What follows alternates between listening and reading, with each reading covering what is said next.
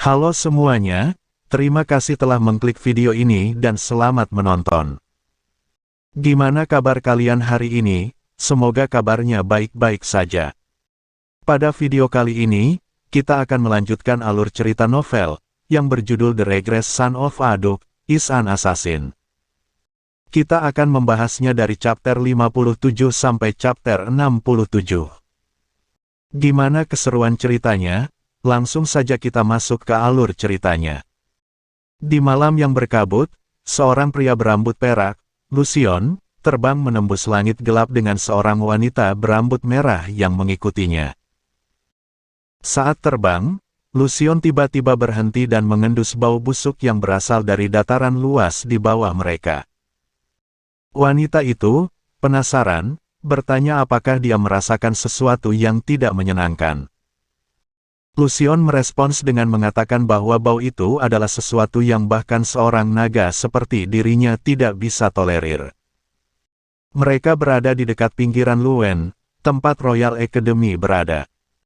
Sementara itu, di dataran luas tersebut, Nana, seorang gadis muda, bersemangat bermain dan terbang dengan bebas.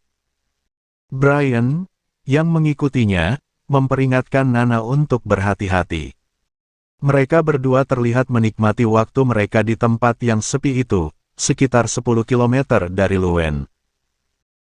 Tempat tersebut telah lama menjadi medan pertempuran dan sekarang tidak berpenghuni, membuatnya aman bagi Nana untuk berubah menjadi naga jika dia mau.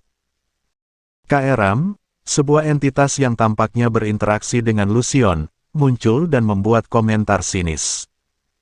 Dia menyebut Lucion sebagai seorang ayah yang penyayang.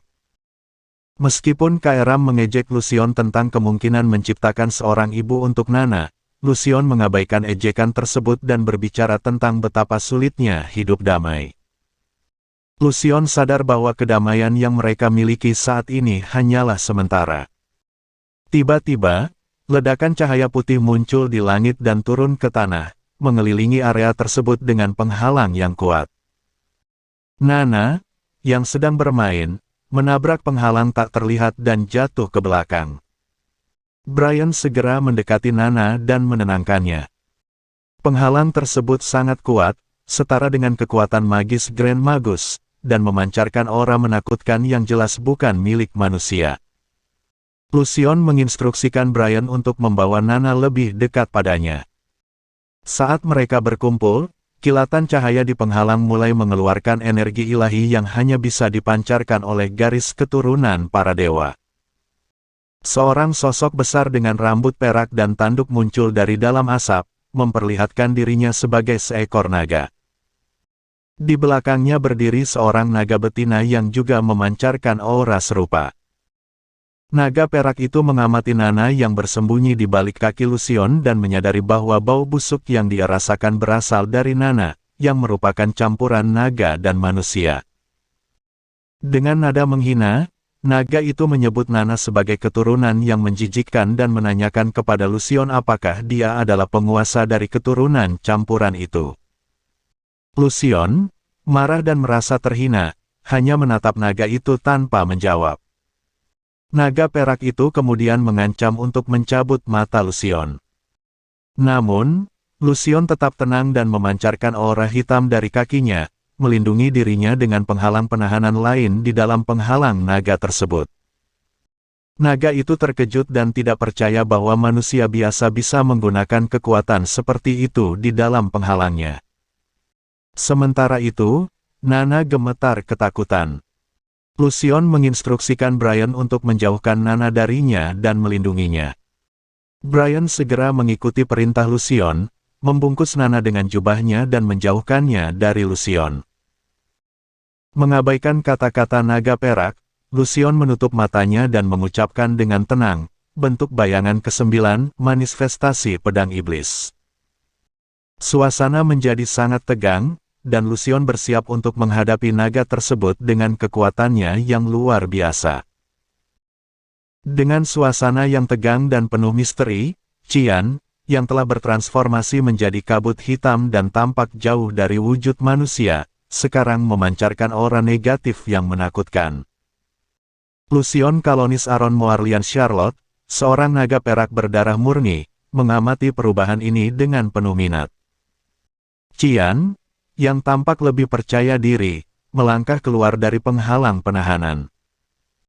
Lucion mengingatkan bahwa meskipun memiliki kekuatan dewa yang tak terbatas, tubuh manusia memiliki batasan. Lucion kemudian memusatkan mana di tangannya, membentuk tombak panjang yang disebutnya sebagai Radiant Spear. Namun, Qian menyerang dengan cepat, memaksa Lucion untuk bertahan dengan tombaknya. Serangan Qian sangat cepat dan tajam, membuat Lucion terdesak dalam posisi bertahan. Saat Lucion mencoba mengendalikan situasi dengan energi ilahi, Qian berhasil menyerangnya kembali. Sebelum serangan terakhir Qian mengenai Lucion, penghalang transparan muncul, melindungi Lucion. Penghalang ini dibentuk oleh Cadelina, naga merah yang melibatkan kekuatan suci dan mana untuk melindungi Lucion. Cadelina meminta Lucion untuk mundur dan berkumpul kembali, mengklaim bahwa dia akan menangani Qian. Namun, Qian melancarkan serangan, Dance of Blades, hamburan 8 kelopak, yang sangat cepat, menembus penghalang dan menyerang Cadelina. Tubuh Cadelina hancur menjadi 8 bagian, darahnya menyebar, dan Lucion hanya bisa menyaksikan dengan ketakutan. Dalam ketakutannya, Lucion menyadari bahwa dia, seorang keturunan darah dewa, takut pada manusia biasa yang memiliki kekuatan aneh ini.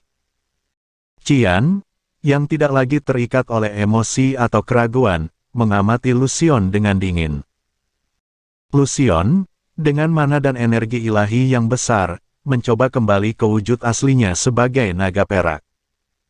Namun, saat Qian melihat transformasi Lucion, dia tidak terkesan dan siap menyerang.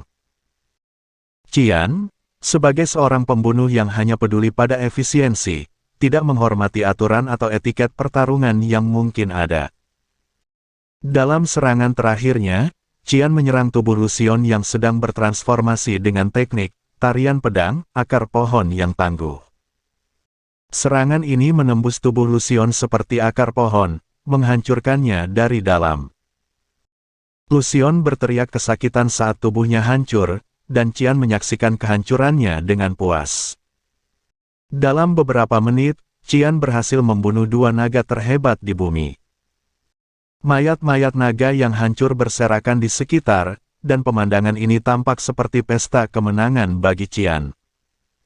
Brian, seorang bawahan Qian, segera mendekat saat dipanggil. Qian memberikan sepotong daging naga kepada Brian dan memintanya untuk memakannya. Meskipun Brian tampak ragu, Qian menegaskan bahwa ini adalah kelezatan yang tidak boleh dilewatkan. Qian sendiri juga memakan daging naga, merasakan sensasi energi yang kuat mengisi tubuhnya. Nana, seorang anak yang bersemangat, ingin mencoba daging naga tersebut, tetapi Qian melarangnya, menunjukkan kepedulian yang lembut. Di dalam ruangan yang remang-remang, sebuah batu ajaib bersinar terang, seukuran perisai kecil. Sekelilingnya dipenuhi oleh orang-orang bijak yang mengenakan jubah biru. Tidak ada satupun dari mereka yang berekspresi normal, sebagian besar berdiri dengan wajah terkejut dan mulut ternganga, menatap informan yang baru saja tiba membawa kabar buruk. Apa? Apa yang kamu katakan? Lord Lucion dan Lady Cadelina hilang. Tanya salah satu dari mereka, suaranya penuh dengan ketidakpercayaan. Saya menyampaikan hal itu dengan tepat. Sejak perwujudan terakhir kekuatan mereka di dekat Luen, kehadiran mereka telah lenyap sama sekali, jawab informan tersebut dengan nada tenang, meskipun dia sendiri tidak bisa sepenuhnya memahami situasi saat ini. Hilangnya naga, makhluk tertinggi di negeri itu, bagaikan pukulan berat bagi mereka semua.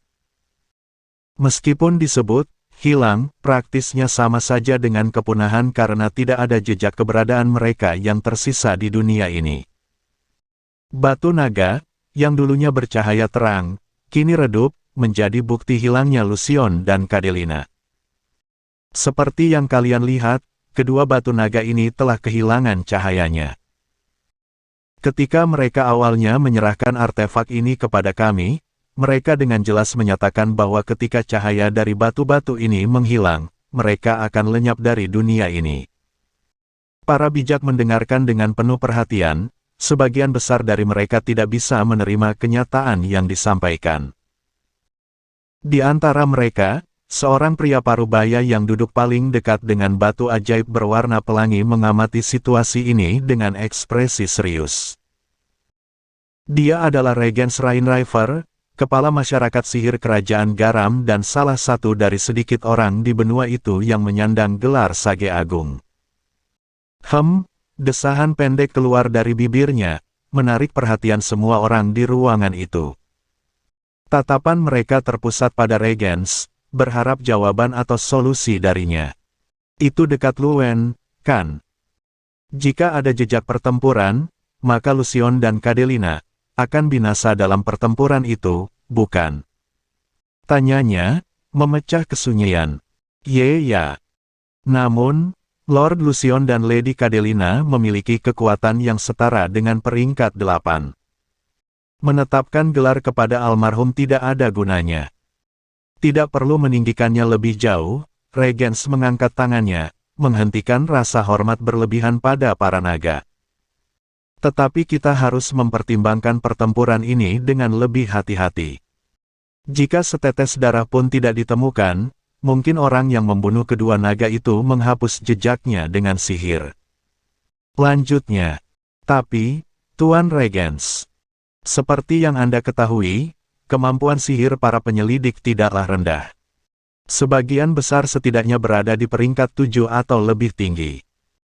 Jika mereka tidak bisa mendeteksi apapun dengan sihir pendeteksinya, bukankah pelakunya harus setidaknya berada di peringkat 8 atau lebih tinggi?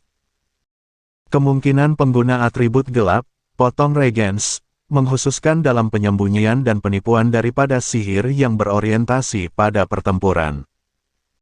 Jika jejaknya benar-benar terhapus oleh sihir, kekuatan sihir si perapal mantra harus jauh lebih unggul daripada para penyelidik. Dia membunuh seekor naga, bukan yang lainnya, tapi jika dia benar-benar melakukan itu tidak akan berada pada level penyelidik, lanjutnya. Meski begitu, atribut gelap, gumamnya lagi, seolah-olah terobsesi dengan ide itu. Luwen adalah tempat Royal Academy berada, kan? Tanyanya tiba-tiba, mengalihkan topik pembicaraan. Ya. Namun, satu-satunya orang yang mampu membunuh Lucien dan Cadelina adalah Kanselir Kundel. Tapi atributnya bukanlah gelap. Tidak ada jaminan pasti Rektor. Keistimewaan dari atribut gelap adalah penyembunyian, jadi mungkin pengguna atribut gelap berperingkat tinggi dengan kekuatan tersembunyi dapat bersembunyi di sana. Ini layak untuk diselidiki. Perluas jangkauan investigasi hingga mencakup akademi. Ya, Tuan Regens. Jawab penyelidik yang diinstruksikan sebelum meninggalkan ruangan. Regens menutup matanya, merenungkan situasi yang semakin rumit ini. Semua orang di ruangan itu tetap diam, mengawasinya. Mereka menunggu sampai dia membuka mata dan berbicara lagi, tidak ada yang berani memecah kesunyian. Kadang-kadang, sepertinya kita berada di tengah-tengah kekacauan, sama seperti dulu. Meskipun dikatakan bahwa kadang-kadang masalah bisa muncul, lanjutnya dengan nada tenang tetapi penuh ketidaknyamanan. Bagaimana kalau mencari pedagang baru? Tanya salah satu dari mereka. Saat ini kami sedang menjelajahi seluruh benua untuk mencari trader yang cakap, namun mungkin memerlukan waktu untuk menemukan seseorang yang kompeten dan memiliki banyak akal seperti Zikerman Albas. Bagaimana dengan menyelidiki alternatif pasokan darah iblis? Tanya yang lain. Kami sedang memeriksanya dari segala arah, namun tampaknya sulit untuk mendapatkan pasokan tambahan kecuali kami dapat menyusup ke pemasok baru di lini depan. Sebagian besar darah yang dialihkan oleh pemasok bodoh ke pasar gelap telah diperoleh kembali, jawab yang lain lagi. Regens menghela nafas dalam-dalam lagi, merasa frustrasi dengan situasi yang semakin tidak terkendali. Apakah kalian semua mengira semua yang terjadi sejauh ini hanyalah kebetulan? Tanyanya, suaranya keras dan penuh ketegangan. Suara tegukan kolektif terdengar dari mereka yang hadir. Renal Crimson, yang memasok darah iblis, dibunuh di garis depan, dan Zickerman Albas, yang memberi kami bahan penelitian dan subjek uji manusia selama bertahun-tahun, juga dibunuh secara tiba-tiba. Dan kini, Lucion dan Cadelina, dua naga yang memberikan kontribusi paling besar bagi masyarakat kita, telah lenyap. Mungkinkah semua kejadian ini hanya kebetulan? Tanya Regens dengan mata yang menunjukkan campuran kemarahan dan keraguan. Saya tidak percaya demikian. Pasti ada kaitannya dengan kemalangan yang menimpa kita. Sampai kita memahami dan mengatasinya, kemajuan masyarakat sihir kita akan terhambat, lanjutnya, lebih berdasarkan intuisi daripada bukti. Namun, para bijak lainnya tidak bisa tidak berpikir bahwa pasti ada korelasi antara rangkaian peristiwa ini. Tapi sampai sekarang, mereka tidak tahu, dan itu membuat frustrasi. Bangkit dari tempat duduknya, Regens memperingatkan orang bijak yang duduk di meja, jadi, semua orang perlu mempersiapkan diri. Sepertinya ada perubahan buruk yang terjadi di benua ini. Kita harus mengatasinya untuk bergerak menuju masa depan yang lebih cerah. Dengan itu, Regens menghilang ke dalam kegelapan, meninggalkan lambang masyarakat yang bersinar terukir di jubahnya. Di tempat lain, suasana berbeda sama sekali. Di dalam kamar yang cerah, seorang gadis kecil bernama Nana berseri-seri dengan wajah penuh kegembiraan.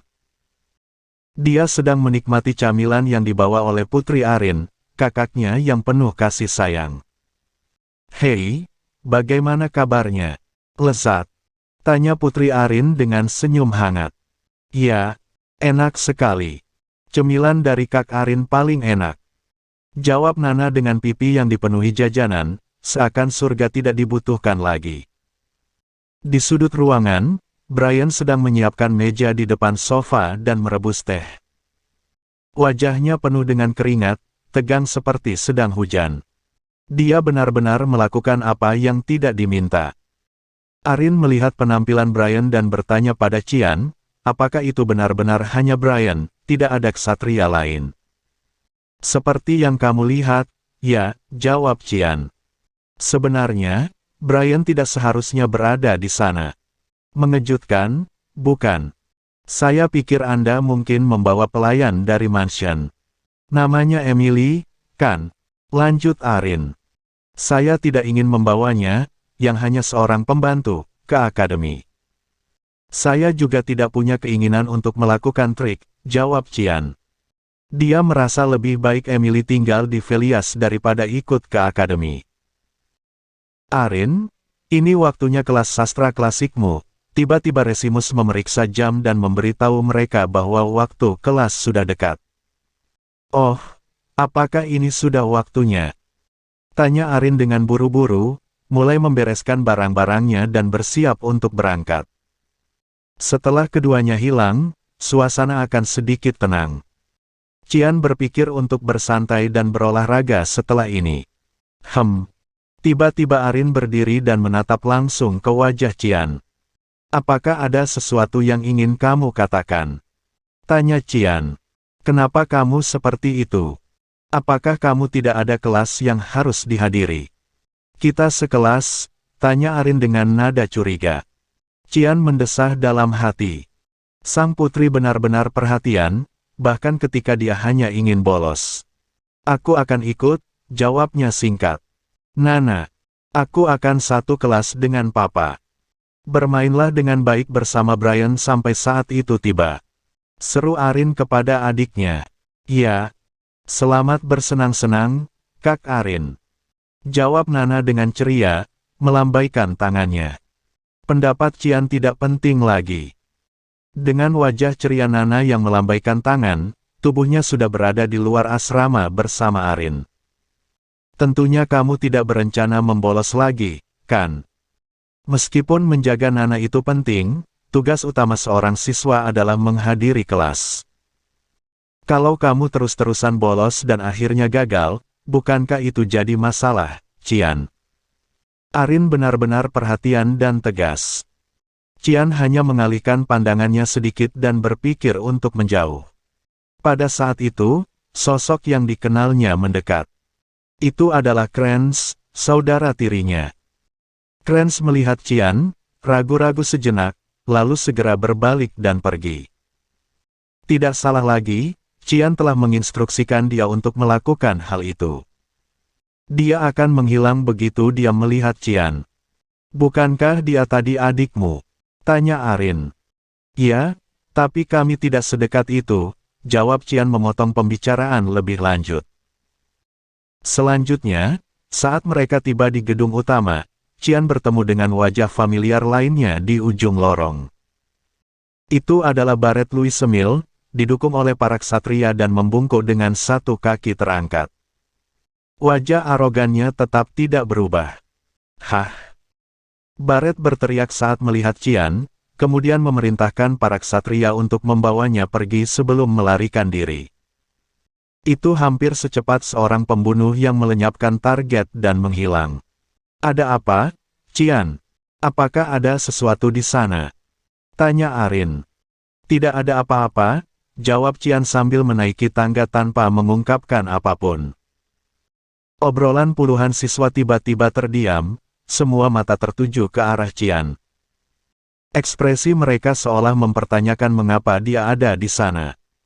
Mengabaikan tatapan penasaran itu, Qian mengambil tempat duduknya. Sudah 2 bulan sejak Qian masuk akademi. Seperti yang sudah dia katakan sebelumnya, tempat ini hanyalah pagar untuk melindungi statusnya saat ini. Meskipun ada beberapa kejadian menarik, dia harus melanjutkan hidupnya dengan tenang di sini, menghindari perhatian yang tidak diinginkan. Dia harus secara bertahap memperbaiki semua yang seharusnya dia miliki tetapi tidak dapat dia lakukan sebelumnya. Dia harus terus menghubungkan tautan samar yang dia miliki sekarang. Lalu, semuanya akan runtuh dengan sendirinya. Memikirkan momen itu, senyuman tanpa sadar terbentuk di bibir Qian, menandai awal dari rencana liciknya untuk masa depan. Di tengah malam yang hening, suasana tegang menyelimuti sebuah ruangan gelap yang diterangi hanya oleh seberkas cahaya lilin. 2 pria berdiri saling berhadapan, bayangan mereka menari di dinding.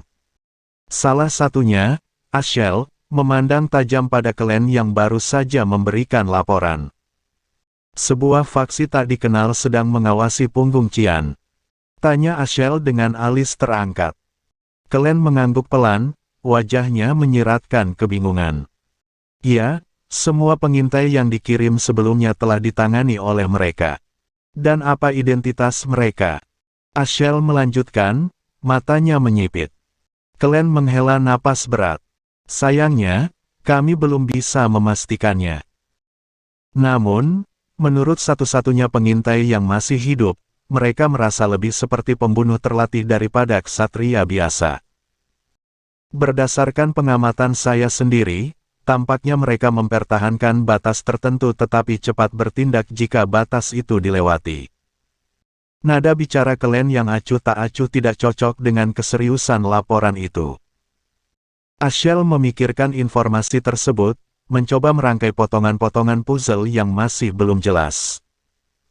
Jadi, untuk saat ini, sepertinya aku harus melapor pada Lord Ashel dulu. Kami telah menghentikan semua aktivitas dan segera kembali.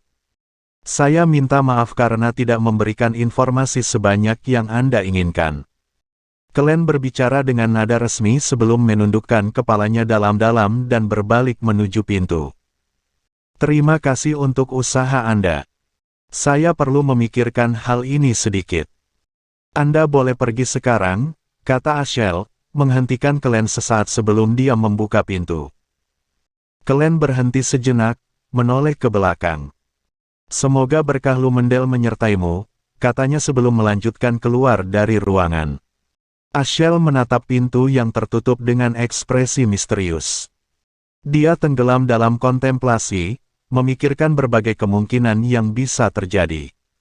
Tidak lama kemudian, ketukan terdengar di pintu. "Masuk," jawab Ashel. Seorang pelayan dengan rambut coklat muda membuka pintu dan masuk dengan hati-hati, bahunya menegang. "Tuan, kereta keluarga kerajaan baru saja tiba di dekat Velias." Ashel mengangguk, senyuman tipis terukir di wajahnya. "Ah, masa? Kalau begitu aku harus bersiap dan keluar. Terima kasih telah memberitahu saya." Pelayan itu terlihat gugup, tangannya gemetar saat ia mencoba menenangkan diri. Namun, tanpa sengaja, ia menjatuhkan vas bunga yang berdiri di dekatnya.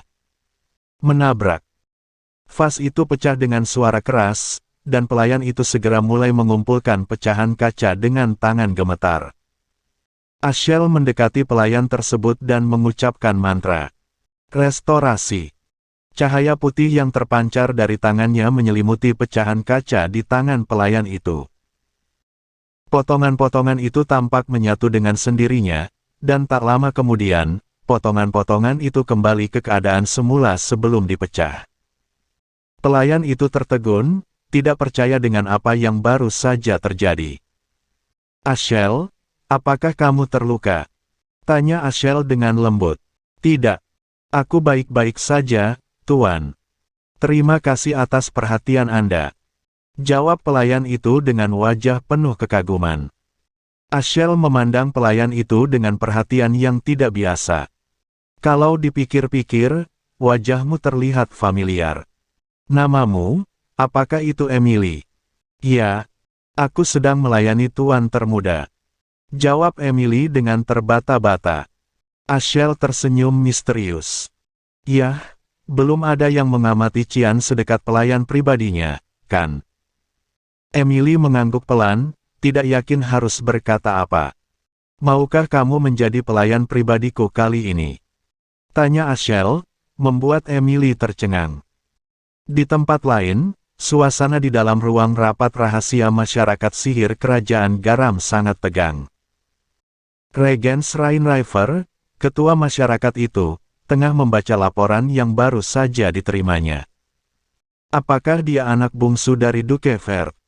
tanya Regent sambil mengerutkan alis. "Ya.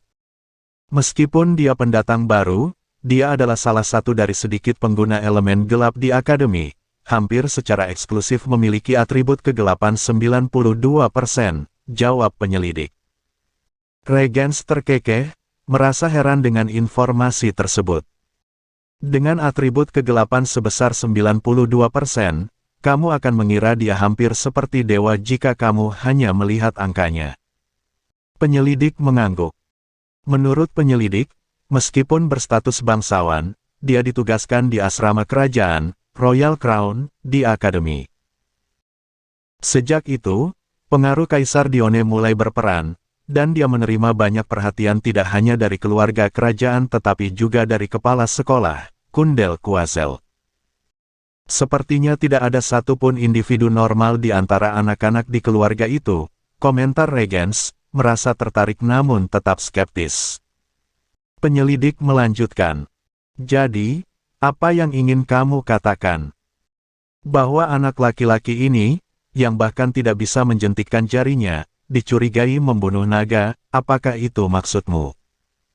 Regents mengangkat alisnya, merasa tidak percaya. Gagasan bahwa anak ajaib seperti dia adalah penyebab kematian naga tingkat master hampir tidak ada gunanya, bahkan tidak cocok untuk sebuah novel. Namun, penyelidik bersikeras. "Ya, tentu saja, kita tidak bisa menilai Cian hanya berdasarkan ini, tapi ada satu hal. Ada titik hubungan penting yang tidak dapat diabaikan." "Sambungan?" tanya Regents, penasaran. Penyelidik menjelaskan. Pada saat Renal Crimson, yang memasok darah naga, dibunuh, bocah Cian ini juga berada di garis depan. Mata Regents bergerak-gerak sejenak. Anak laki-laki ini juga berada di garis depan. "Ya. Sebelum mendaftar di akademi, dia telah tinggal di garis depan bersama para ksatria senior selama sekitar 1 tahun untuk mengumpulkan pengalaman." Masalahnya adalah saat dia berada di sana bertepatan dengan saat Renal Crimson secara aktif menyedot darah makhluk iblis dan dibunuh. Regens memandang penyelidik dengan lebih serius. Dan, ini hanya rumor, tapi, pada saat Qian berada di garis depan, ada cerita bahwa dia selamat dari pertemuan dengan naga iblis. Naga iblis? Tanya Regens, semakin penasaran.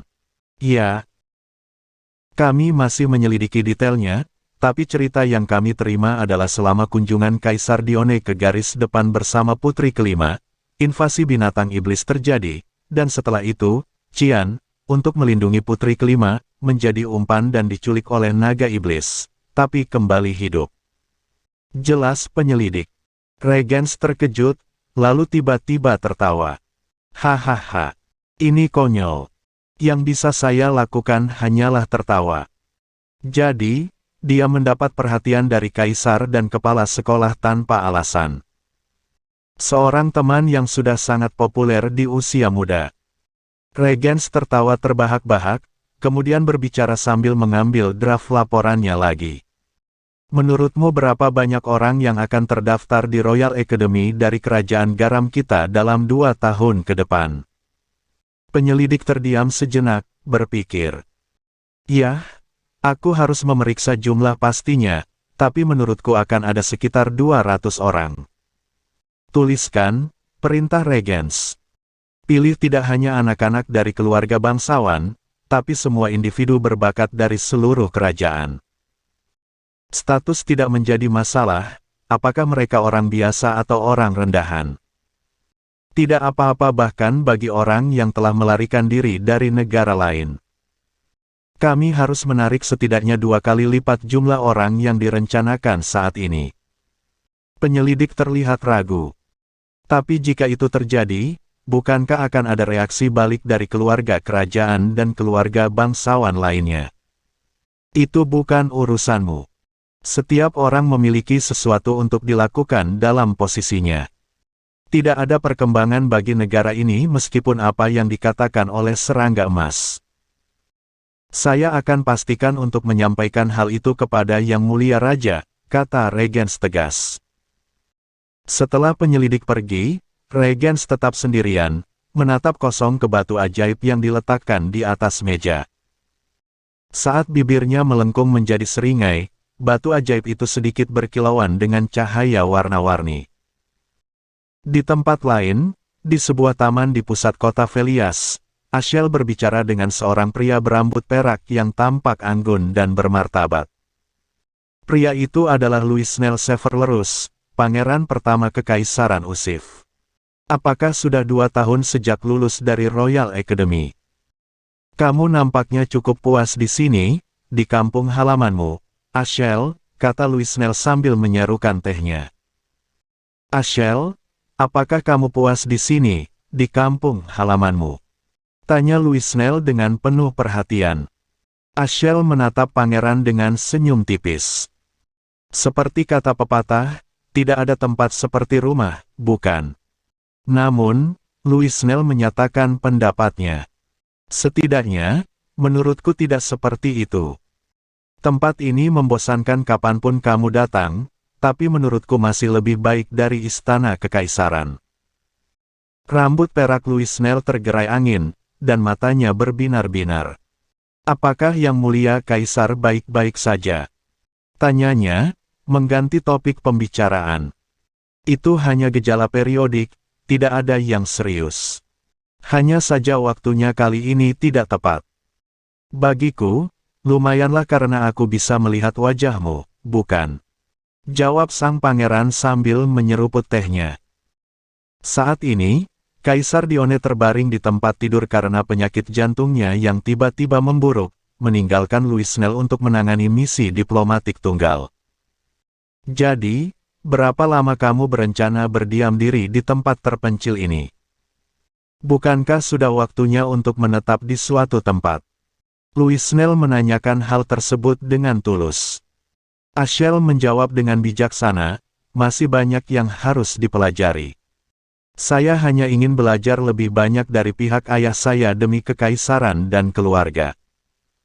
Louis Snell mengangguk, memahami keinginan Ashel untuk terus belajar dan berkembang. Namun, dia memiliki pandangan yang berbeda. Memang, sejelas biasanya, baik kamu maupun aku, kita tetap membutuhkan naungan orang tua kita. Keberadaannya saja bisa menjadi ancaman, loh. Ashel menatap pangeran dengan penuh perhatian saat dia memerintahkan seorang kesatria untuk membawakan botol anggur. Sebuah pertukaran pandangan singkat terjadi antara mereka sebelum kesatria tersebut pergi untuk mengambil minuman tersebut. Sepertinya ada perubahan pada kesatria penjaga. Tanya Ashel, mencoba menarik perhatian dari Louis Snell. Oh, itu benar. Itu adalah permata yang saya temukan pada kunjungan saya baru-baru ini ke daerah kumuh, jawab pangeran itu, menarik perhatian Ashel. Ksatria itu, Boris Ruchelheim, mendekati mereka dan memberikan penjelasan tentang batu ajaib yang ditemukannya. Ashel menatap ksatria itu dengan rasa ingin tahu yang tumbuh dalam dirinya. Sepertinya kamu telah menemukan salah satu permata dengan kualitas tertinggi di antara permata. Senyuman misterius muncul di wajah Ashel saat dia memandang ksatria itu dengan penuh rasa hormat. Di fajar yang samar dan jauh, rambut biru tua seorang wanita bergelombang lembut dihembus angin pagi. Suara yang akrab menyapa dari belakang, membuatnya berbalik. Di hadapannya, roh berukuran kepalan tangan bersinar transparan. Apakah kamu akan pergi? Tanya roh itu. Wanita itu tersenyum tipis. Kamu di sini bukan untuk mengantarku pergi, kan? Roh itu menggeleng. Jangan salah paham. Saya kebetulan keluar untuk menikmati udara pagi dan kebetulan menemukan Anda. Wanita itu menutup mulutnya, terkekeh. Sayang sekali, tapi saya pergi diam-diam, hanya menyisakan sepucuk surat. Saya tidak mampu menimbulkan masalah lagi. Roh itu merenung sejenak. Apakah anak-anak itu akan melihatnya seperti itu? Apakah dia merasa malu di tempat asing yang bertentangan dengan apa yang dia tunjukkan selama ini? Wanita itu memaksa senyum. Tetap saja, kamu sudah merawat orang asing selama 2 tahun. Aku akan meninggalkan kenanganku di sini sebagai harta yang tak terlupakan. Roh itu mengungkapkan kesedihan yang tak terucap. Apakah kamu akan kembali ke kampung halamanmu? Wanita itu mengangguk. Ya, tapi sebelum aku pergi, ada tempat yang harus aku kunjungi. Sebelum saya bisa pergi, saya harus bertemu dengan orang yang membimbing saya ke sini. Roh itu mengucapkan doa untuk kesehatannya. Pada akhirnya, mungkin lebih baik mati lebih awal daripada menjalani hidup yang menyakitkan dan tidak berarti. Dengan hanya sedikit waktu tersisa, cobalah hidup dengan baik sekali, Alice Fair. Dengan perpisahan terakhirnya, wanita itu menghilang di balik cakrawala, meninggalkan roh itu dengan sedikit energi ilahi. Saya perlu memverifikasi identitas Anda, kata penjaga di depan gerbang kastil. Seorang wanita dengan dokumen emas dari keluarga Vert Dukal menunjukkannya. Penjaga terkejut melihatnya. Ah, Nona Alice Vert. Wanita itu adalah Alice Vert, putri kedua keluarga Vert Dukal. Setelah menyelesaikan prosedur masuk, Alice memasuki kota, kunjungan pertamanya setelah 3 tahun. Mata semua orang tertuju padanya saat dia melangkah maju dengan penampilan menawan dan aroma kuat sihir. Dia tiba di kantor kepala sekolah Kundel, yang menyambutnya dengan hangat. Bagaimana kesan Anda menjelajahi benua ini selama 3 tahun? Tanya kepala sekolah. Alice menceritakan pengalamannya di wilayah Peri Putih, di mana dia tinggal selama 2 tahun. Setelah itu, dia menyatakan niatnya untuk bergabung dengan Ordok Ksatria Cahaya. Kepala sekolah terkejut. Dia tidak pernah bertanya-tanya mengapa Alice membuat pilihan seperti itu. Namun, dia memiliki perasaan yang tidak baik tentang keputusan tersebut. Dia menyebut pertemuan mereka 3 tahun lalu, ketika dia memberi Alice nasihat untuk melakukan perjalanan. Kepala sekolah menunjukkan bahwa ada dua siswa yang tidak dikenal di antara saudara-saudara Alice. Ketukan pintu menginterupsi percakapan mereka, dan Cian Vert, saudara laki-laki Alice, memasuki ruangan. Alice terkejut melihatnya. Ini adalah pertemuan yang tak terduga. Bab 62, Alice Vert, 2. Tanggal 2 Juli tahun 988 era surgawi adalah tanggal yang tidak pernah dilupakan oleh Cian, bahkan setelah dia terlahir kembali. Tanggal itu selalu terpatri dalam ingatannya sebagai hari terakhir dia melihat adiknya, Alice, hidup dengan kasih sayang yang tulus tanpa niat jahat. Hari itu adalah titik balik yang mengubah segalanya. Cian mengetuk pintu dengan sopan, menunggu beberapa detik sebelum membukanya perlahan. Di dalam ruangan, kepala sekolah Kundel tampak kesal, dan di hadapannya berdiri Alice, adik perempuan Cian. Wajah Alice yang terkejut langsung berubah menjadi senyum cerah saat melihat Cian. "Cian," panggil Alice tanpa ragu. Senyumnya yang dulu selalu dirindukan oleh Cian kini kembali menghiasi wajah adiknya. Alice segera mendekati Cian dan mulai mengusap kepalanya dengan lembut. "Apa yang terjadi di sini? Apakah kamu mengharapkan aku datang?" tanyanya. Cian tersenyum kecil, berbohong dengan mengatakan bahwa dia datang untuk pertemuan dengan kepala sekolah. Sebenarnya, dia tahu Alice akan mengunjungi kantor kepala sekolah terlebih dahulu, jadi dia datang lebih awal untuk bertemu dengannya. Kepala sekolah Kundel tampak ragu, seolah mempertanyakan kapan Cian meminta pertemuan itu. Namun, Cian dan Alice tidak memperdulikannya.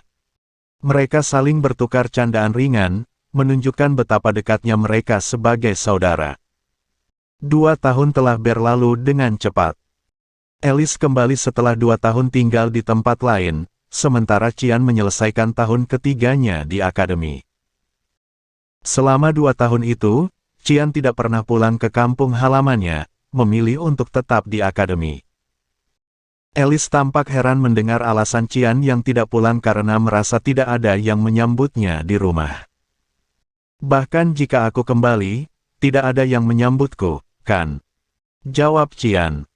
Alice merasakan kesedihan di hati mendengar kata-kata itu, tetapi dia mengerti. Dia juga merasakan kehampaan yang sama di rumah, meskipun dia memiliki hubungan yang lebih baik dengan keluarganya dibandingkan Cian. Kepala sekolah Kundel memperhatikan percakapan mereka dengan mata tajam. "Yah, aku tidak ingin mengganggu reuni saudara kandung yang mengharukan. Tinggalkan saja apa yang kamu bawa di meja di sana dan pergilah bersama adikmu," katanya dengan tegas. Cian meletakkan bungkusan kertas di meja kepala sekolah, sementara Alice berterima kasih kepada kepala sekolah karena mengizinkannya tinggal di akademi. Mereka kemudian meninggalkan ruangan, dengan Cian menggenggam tangan Alice dengan lembut. Alice merasa terkejut dengan perubahan pada adiknya. Dalam 3 tahun, Cian telah tumbuh menjadi pria yang lebih dewasa, dengan aura yang lebih kuat dan energi mana yang tampak mengalir darinya. Dia tidak dapat membayangkan seberapa jauh Cian telah berkembang dalam waktu yang singkat itu. "Apakah kamu benar-benar harus bergabung dengan Knights of Light?" tanya Cian tiba-tiba, menghentikan langkah Alice. Pertanyaan itu membuat Alice terdiam, tidak bisa segera menjawab. Knights of Light adalah impian seumur hidupnya, tetapi mendengar pertanyaan itu dari Cian membuatnya ragu. "Aku cemburu," kata Cian, dengan nada yang sedikit berbeda dari apa yang sebenarnya dia rasakan. Alice tertawa mendengar itu, tetapi dia tahu bahwa Cian serius. Namun, Alice tidak menyadari kenyataan yang akan dihadapi. Dalam kehidupan sebelumnya, Alice bergabung dengan Knights of Light dengan banyak kemeriahan, tetapi akhirnya menemui ajal yang tragis sebelum berkembang sepenuhnya. Cian tidak ingin melihat hal itu terjadi lagi. Dia bertekad untuk melindungi Alice dari nasib yang mengerikan itu. Mereka terus berbicara tentang berbagai hal, termasuk hubungan Cian dengan Kranz, saudara tiri mereka. Qian mengingatkan Alice tentang insiden di masa lalu ketika Crance dan Lady Margaret mencoba membunuhnya. Alice terkejut mendengar pengakuan itu. 2 tahun lalu, pada hari aku berangkat ke akademi, Crance dan Lady Margaret menginstruksikan para ksatria di wilayah kami untuk membunuhku, kata Qian dengan tenang. Alice merasakan udara di sekitarnya menjadi dingin. Pupil matanya bergetar hebat, tidak percaya dengan apa yang baru saja didengarnya. Segala sesuatu yang dia pikirkan tentang keluarganya, tentang Crance, kini tampak hancur berantakan di hadapannya. Qian melihat perubahan di wajah Alice, tetapi dia tetap tenang. Dia tahu bahwa ini adalah kenyataan yang harus dihadapi oleh mereka berdua. Mereka harus berdiri bersama melawan musuh yang sama, menjaga satu sama lain dalam dunia yang penuh dengan bahaya dan intrik. Kehidupan mereka di masa lalu telah mengajarkan banyak hal, tetapi mereka juga tahu bahwa masa depan adalah sesuatu yang bisa mereka ubah. Dengan tekad yang kuat, Qian berjanji pada dirinya sendiri untuk melindungi Alice dari segala ancaman, tidak peduli apa yang harus dia lakukan. Alice juga merasa tekad yang sama, berjanji untuk selalu berada di sisi adiknya, melindungi dan mendukungnya dalam setiap langkah yang diambil. Dalam hidup, pepatah seperti, pengetahuan adalah kekuatan, atau ketidaktahuan adalah kebahagiaan, sering terdengar. Kedua pepatah ini memiliki kebenarannya sendiri, namun sulit untuk menilai mana yang lebih benar. Bagaimana jika mencoba menemukan keseimbangan di antara keduanya? Tidak mengetahui membuat seseorang bodoh, namun mengetahui memungkinkan menangani berbagai hal. Ketika adik Qian menyaksikan penyerangan Crance, rumah tangga mereka menjadi kacau balau. Namun, kekacauan itu tidak berlangsung lama karena adiknya segera harus kembali ke akademi. Kehilangan satu-satunya pelindung membuat Qian kembali sendirian. Crance pun semakin giat menyiksanya dengan cara yang lebih licik, sementara orang-orang di sekitar mereka hanya mengawasi tanpa membantu. Sebelum berangkat, adik Qian berkata, "Jika Anda mengalami kesulitan, bicaralah dengan saya kapan saja." Namun, Qian tidak mengatakan sepatah kata pun, tidak ingin melihat adiknya marah atau sedih. Dia tidak ingin bersembunyi di balik rok wanita dan berpura-pura. Tidak mengetahui membuat seseorang bodoh, tetapi mengetahui memungkinkan seseorang menangani berbagai hal. Qian berharap adiknya mengerti betapa menyedihkannya menjunjung tinggi martabat keluarga, bahkan dengan mengorbankan dirinya sendiri. Tangan kanan adik Qian gemetar hebat, siap menghunus pedangnya dan bergegas menuju Velias kapan saja. Qian diam-diam menunggu adiknya berbicara. "Apakah yang baru saja kamu katakan itu benar?" tanya adiknya. Qian mengangguk, "Saya tidak akan bercanda tentang hal seperti itu." Adiknya kembali bertanya, "Lalu bagaimana kamu bisa bertahan dan sampai sejauh ini?" Seorang pria muda bernama Brian mendekati mereka dan memperkenalkan dirinya sebagai Sir Brian Kendrick, seorang ksatria yang melayani Velias dan kini ditugaskan melindungi Qian sebagai ksatria pelindung. Brian menjelaskan kejadian 3 tahun terakhir dengan teliti. Ia menerima misi dari Duchess tetapi menilai itu tidak adil, sehingga memecatnya dan menjadi ksatria pelindung Qian. Brian menghubungkan semua yang telah dilakukan Qian dengan dirinya sendiri, sesuai perintah Qian. Adik Qian protes, "Kenapa kamu tidak memberitahu orang lain?" Qian menjawab, "Tidak ada yang memberitahu. Bukankah ayah kita selalu sibuk dengan urusan di garis depan? Setidaknya kamu seharusnya memberitahuku." Ini adalah pertama kalinya adik Qian benar-benar marah padanya.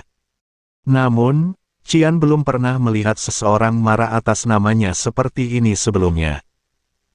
Biasanya dimarahi membuat seseorang merasa sedih, tetapi anehnya Qian justru ingin tertawa. Qian berkata, "Sama seperti kamu telah melakukan perjalanan benua demi hidupmu sendiri selama 3 tahun, aku juga tutup mulut demi hidupku sendiri." Duchess tidak mengambil tindakan lebih lanjut setelah menyadari kesalahannya, dan Crance juga tetap diam mengetahui kesalahannya. Fakta bahwa aku memberitahumu hal ini sekarang berarti semuanya sudah beres.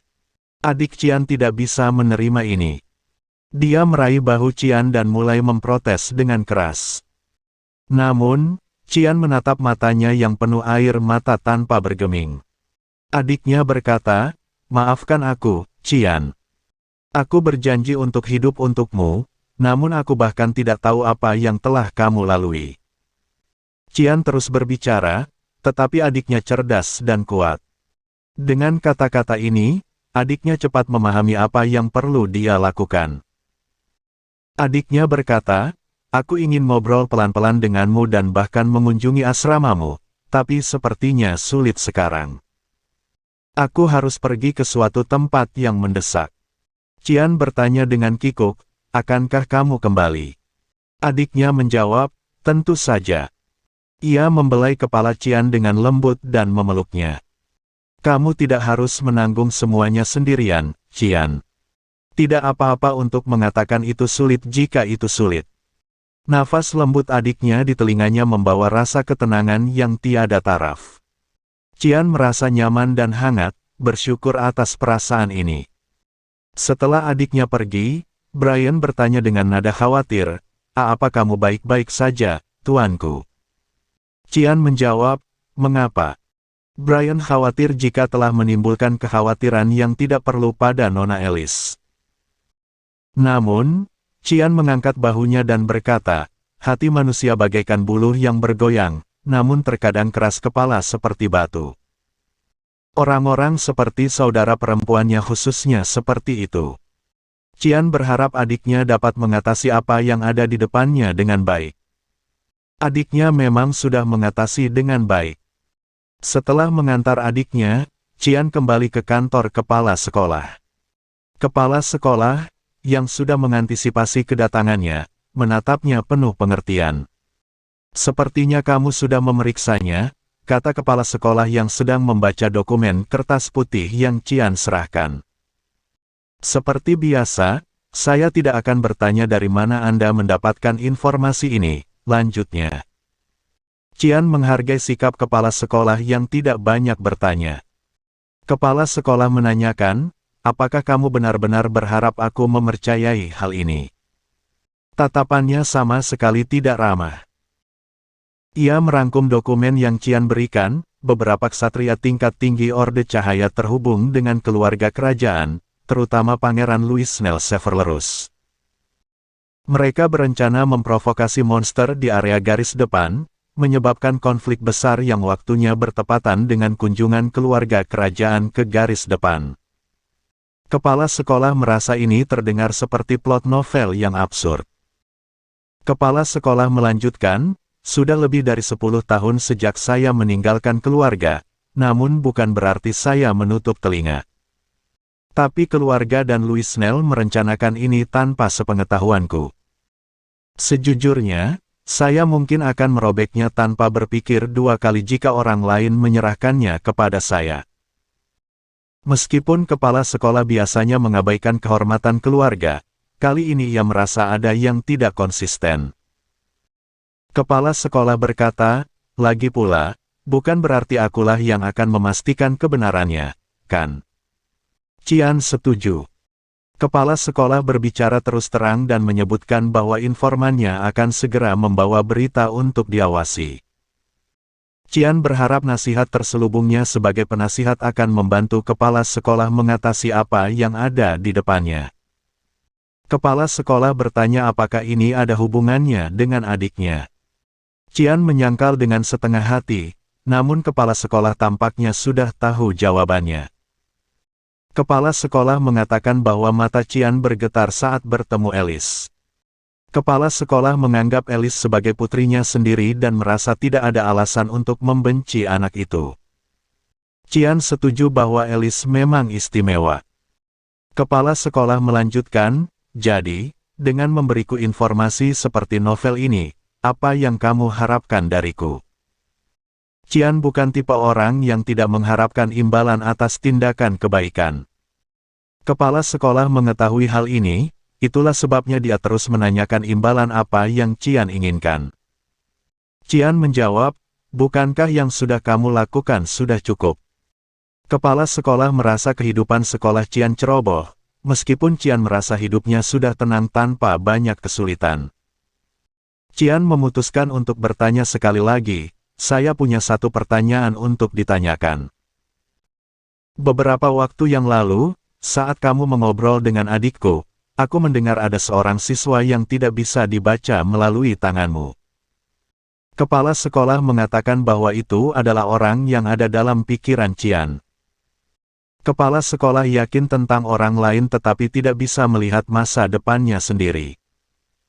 Qian merasa itu adalah jawaban yang cukup untuk saat ini. Usai pertemuan dengan kepala sekolah, Qian langsung menuju asrama Royal Crown, tempat yang sepi karena tidak ada anggota keluarga kerajaan yang tinggal di akademi saat liburan.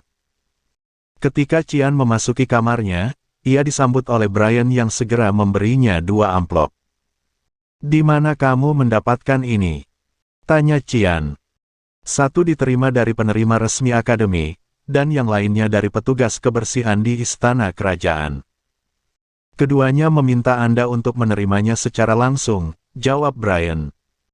Salah satu amplopnya berwarna emas dengan lambang kerajaan Usif, sementara yang lainnya putih polos dengan segel hitam berbentuk X. Qian segera membuka amplop emas yang dianggapnya kurang penting. Isinya adalah undangan untuk menghadiri perjamuan di Istana Kekaisaran, yang membuat alisnya mengernyit. Apa isinya, Tuan? Tanya Brian penasaran. Jika kamu penasaran, bacalah, jawab Qian sambil menyerahkan surat itu kepada Brian. Ini undangan untuk perjamuan dari Kekaisaran. Seru Brian dengan mata terbelalak. Bagi Qian, perjamuan hanyalah tempat di mana orang-orang berpura-pura tersenyum dan tertawa, serta minum alkohol tanpa batas. Ia merasa perjamuan itu membosankan dan tidak berniat untuk menghadirinya, meskipun diundang oleh keluarga kerajaan. Saat Brian dan Qian berbicara, Kairam tiba-tiba muncul dan duduk di sofa, membaca undangan itu. Undangan kerajaan. Tuanku sudah besar, iya. Ucap Kairam. Nama Qian tertulis secara langsung dalam undangan, bukan atas nama keluarganya, yang merupakan hal yang sangat tidak biasa. Biasanya, undangan seperti itu datang atas nama ayahnya, Duke Vert, atau saudaranya. Qian merasa aneh mengapa keluarga kerajaan ingin mengundangnya secara pribadi. Setelah memikirkan alasannya, Qian memutuskan untuk memeriksa pengirim undangan tersebut. Nama yang tertera adalah Arin Severlerus, putri kelima dari Kekaisaran. Qian tahu bahwa ini bukan undangan resmi kerajaan, melainkan undangan pribadi dari sang putri. Kairam tertawa, memahami situasi itu sebagai undangan pribadi dari sang putri yang mirip dengan surat cinta. Brian dan Kairam mengucapkan selamat kepada Qian, meskipun ia merasa tidak nyaman dengan perhatian ini. Qian memutuskan untuk tidak menghadiri perjamuan tersebut dan melemparkan undangan itu ke meja. Ia kemudian membuka amplop kedua yang lebih penting, yang berasal dari Silika, pemimpin kabut hitam. Surat itu mengandung informasi tentang target baru mereka, Permaisuri Cassandra Nepelis, tokoh penting di Kekaisaran Usif. Surat itu juga menyebutkan bahwa detail lebih lanjut akan didengar secara langsung. Qian menyadari bahwa ia harus meninggalkan akademi dan pergi ke suatu tempat jauh dari istana untuk sementara waktu. Ia memikirkan kenangan dari kehidupan masa lalunya, di mana pembunuhan Drenian Nepelis, saudara ipar kaisar, menyebabkan guncangan besar di seluruh benua. Qian membakar surat itu setelah membacanya dan kembali melihat undangan sang putri. Meskipun awalnya ia berniat untuk tidak pergi, sekarang ia melihat undangan itu sebagai alasan untuk pergi ke istana dan mengawasi situasi di sana. Namun, ia harus memikirkan apa yang harus dilakukan dengan Nana, makhluk kecil yang telah tumbuh bersamanya selama 2 tahun terakhir. Nana telah menunjukkan pertumbuhan yang luar biasa dan sekarang setara dengan anak manusia berusia 6 tahun. Qian memutuskan untuk memeriksanya. Saat Qian memanggil Nana, makhluk kecil itu keluar dari kamar dengan pakaian yang terlalu kecil untuknya, membuatnya terlihat kacau.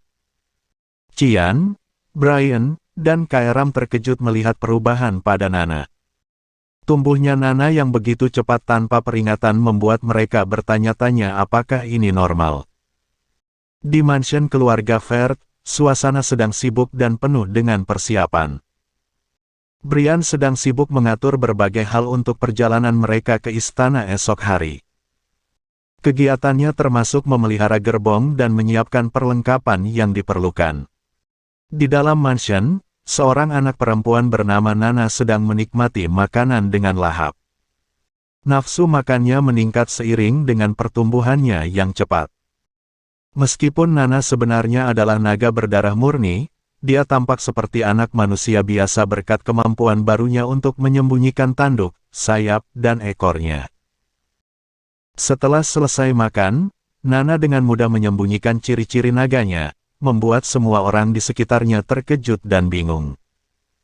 Namun, kemampuan ini sangat menguntungkan karena memungkinkan Nana untuk menyamar sebagai pelayan biasa. Qian, tokoh utama, memutuskan untuk membawa Nana jalan-jalan sebagai uji coba kemampuan penyamarannya. Di tempat lain, di dalam mansion keluarga RZ, Alice Vert, putri kedua keluarga itu, kembali setelah menghilang selama 3 tahun. Kedatangannya yang tiba-tiba mengejutkan semua orang, termasuk Margaret RZ, ibu tirinya. Alice datang dengan tujuan yang jelas, konfrontasi. Dengan penuh kemarahan, dia menuduh Margaret mencoba membunuh adiknya, Qian. Tuduhan ini membuat Margaret terdiam dan bingung, tapi Alice memberikan bukti berupa kesaksian Brian Kendrick, seorang ksatria yang dulu diperintahkan untuk membunuh Qian namun sekarang menjadi pelindungnya. Alice dan Margaret bertukar kata-kata tajam, dengan Alice menyatakan ketidakadilan yang dialami Qian dan menyalahkan Margaret atas segala keburukan yang terjadi. Dalam amarahnya, Alice bahkan menyarankan pertarungan sampai mati untuk menyelesaikan masalah ini sekali dan untuk selamanya. Namun, sebelum konfrontasi itu bisa berlanjut, Alice memperingatkan Margaret untuk tidak pernah menyentuh Qian lagi jika tidak ingin menghadapi konsekuensi yang lebih buruk. Setelah mengeluarkan amarahnya, Alice meninggalkan mansion dan bertemu dengan Cecilia Lien, seorang ksatria senior dari Order of Light. Cecilia memberitahu Alice bahwa Duke Vert, ayahnya, sedang mencarinya. Alice, yang masih dipenuhi kemarahan dan kebingungan, segera pergi untuk bertemu dengan ayahnya. Di barak belakang tempat tinggal Duke Vert, suasana tegang menyelimuti pertemuan mereka. Alice langsung menuduh ayahnya mengetahui tentang upaya pembunuhan terhadap Qian namun tidak melakukan apa-apa untuk mencegahnya. Duke Vert menjawab dengan dingin bahwa dia selalu memprioritaskan melindungi benua dari iblis, bahkan jika itu berarti mengorbankan anaknya sendiri. Dia menegaskan bahwa Qian memiliki kemampuan luar biasa yang membuatnya mampu bertahan dari upaya pembunuhan tersebut. Duke Vert kemudian memberikan sebuah amplop kepada Alice, sebuah undangan dari keluarga kerajaan. Dia meminta Alice untuk pergi ke istana sebagai wakil keluarga Vert, sementara dia sendiri kembali ke kamp untuk melanjutkan tugasnya. Meskipun masih marah, Alice menerima tugas ini dengan serius. Dia berniat untuk menghadiri perjamuan kerajaan dan mungkin mencari jawaban atas pertanyaan-pertanyaan yang masih menggantung di pikirannya. Cecilia, yang telah diberikan izin untuk menemani Alice, berjanji untuk tetap di sisinya selama perjalanan ini. Dengan tekad yang kuat, Alice memutuskan untuk menghadapi tantangan yang ada di depan, baik itu di istana kekaisaran maupun dalam keluarganya sendiri. Sinar matahari yang lembut menyaring awan yang melayang di langit biru, menciptakan suasana yang tenang di tengah hutan yang rimbun dengan dedaunan dan aliran sungai yang jernih.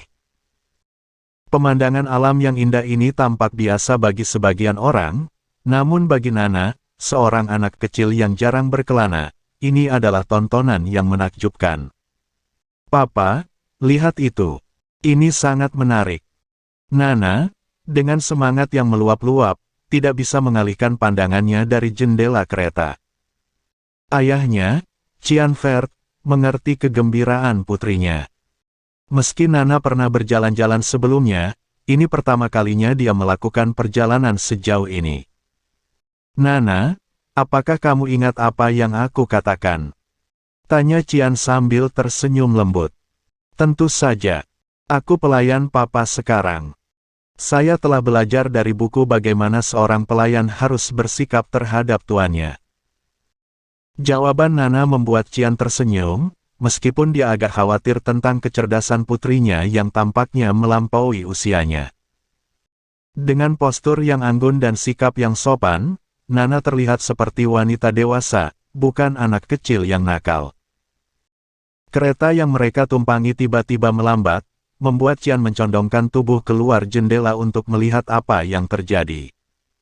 Brian, pengemudi kereta yang setia, memberikan penjelasan singkat. Sepertinya ada sesuatu di depan.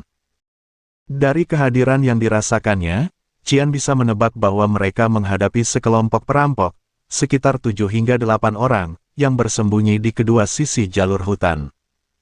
Brian turun dari kudanya dan dengan sigap menghunus pedangnya. Aku akan mengurus ini secepatnya, Tuan Muda. Qian bersandar di dalam gerbong, menunggu situasi teratasi. Suara pemotongan yang kejam terdengar dari luar, seperti seseorang sedang mengiris buah. Dalam waktu kurang dari 1 menit, Brian kembali dengan kabar bahwa mereka bisa melanjutkan perjalanan. Perjalanan terus berlanjut, dengan Qian merenungkan perkembangan Brian yang luar biasa dalam 2 tahun terakhir. Dari latihan fisik dasar hingga ilmu pedang, bela diri, dan penguasaan sihir, Brian telah mencapai tingkat pertumbuhan yang luar biasa. Darah naga yang dikonsumsinya dulu memainkan peran penting dalam meningkatkan kemampuan fisiknya. Di titik di mana hutan terbelah, Qian merasakan kehadiran kabut yang familiar. Seorang pria berambut hitam dengan penutup mata, anggota dari organisasi Mist, muncul dan memberikan sebuah amplop kecil berisi pesan dari pemimpin. Setelah memeriksanya dengan cermat, Qian membakar surat itu dan melanjutkan perjalanan. Di sisi lain, di tempat yang sunyi di bawah langit mendung, seorang pelayan melaporkan kepada Nyonya Silika bahwa kereta Qian telah memasuki istana kerajaan. Silika, yang awalnya tampak tenang, menjadi lebih waspada ketika mendengar nama Nana, gadis kecil dengan rambut merah muda yang kini menjadi pelayan Qian. Meski istilah pelayan agak membingungkan, Silika memutuskan untuk fokus pada daftar peserta jamuan makan yang diserahkan pelayannya. Sambil memeriksa daftar peserta, Silika merasa terkejut melihat nama cucu dari ketua masyarakat sihir, Regens, yang akan hadir.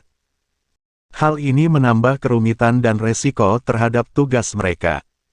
Namun, ketika pelayannya menyerahkan surat lain tentang Drenian, tekad Silika menguat. Surat itu menginstruksikan eksekusi secepatnya, dan Silika memutuskan untuk tetap fokus dan bersiap untuk membunuh target di jamuan makan. Kembali ke Qian dan rombongannya, mereka tiba di ibu kota kerajaan, Sevelinus.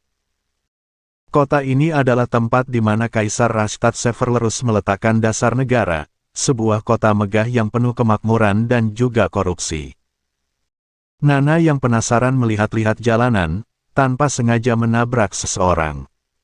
Beruntung, orang tersebut dengan ramah memaafkannya, membuat Nana merasa kagum pada keramahan penduduk kota. Qian mengajak Brian dan Nana makan di sebuah restoran mewah. Setelah menunjukkan statusnya, mereka diperlakukan dengan baik dan diberi tempat duduk di area yang lebih tenang. Sambil menunggu makanan, Qian merenungkan target mereka, Nepilis Drenian. Sebagai adik dari permaisuri dan saudara ipar kaisar, Drenian adalah sosok yang berkuasa namun terkenal karena perbuatan keji terhadap wanita. Meskipun membunuhnya adalah tugas yang berisiko tinggi, Qian tahu bahwa pemimpin mereka telah mempertimbangkan semua kemungkinan dengan hati-hati. Saat itu, langkah kaki terdengar mendekat. Seorang gadis aneh dengan jubah biru muncul di depan meja mereka, menatap Qian dengan tatapan tegas. "Apakah kamu Qian Ver?" tanyanya, membuka babak baru dalam perjalanan mereka menuju istana kekaisaran. Qian duduk di meja terpencil di sebuah restoran yang sepi. Matanya yang galak, wajah yang tampak selalu gelap, membuat orang-orang berpikir dua kali sebelum mendekatinya. Namun, gadis dengan rambut ekor kuda pendek berwarna biru langit ini tampaknya tidak terintimidasi. Dengan wajah yang sangat imut dan mata yang begitu gelap, gadis itu memanggil namanya. "Anda tahu saya?" tanya Qian dengan tenang. "Ya, Anda adalah siswa tahun ketiga di Royal Academy." "Tidak mungkin aku tidak mengenal seseorang yang terkenal dari akademi," jawab gadis itu, memperkenalkan dirinya sebagai Luna, seorang siswa kelas 2. Luna tampak ramah meskipun ada sedikit ketegangan di udara. Luna kemudian duduk di kursi kosong tanpa menunggu undangan.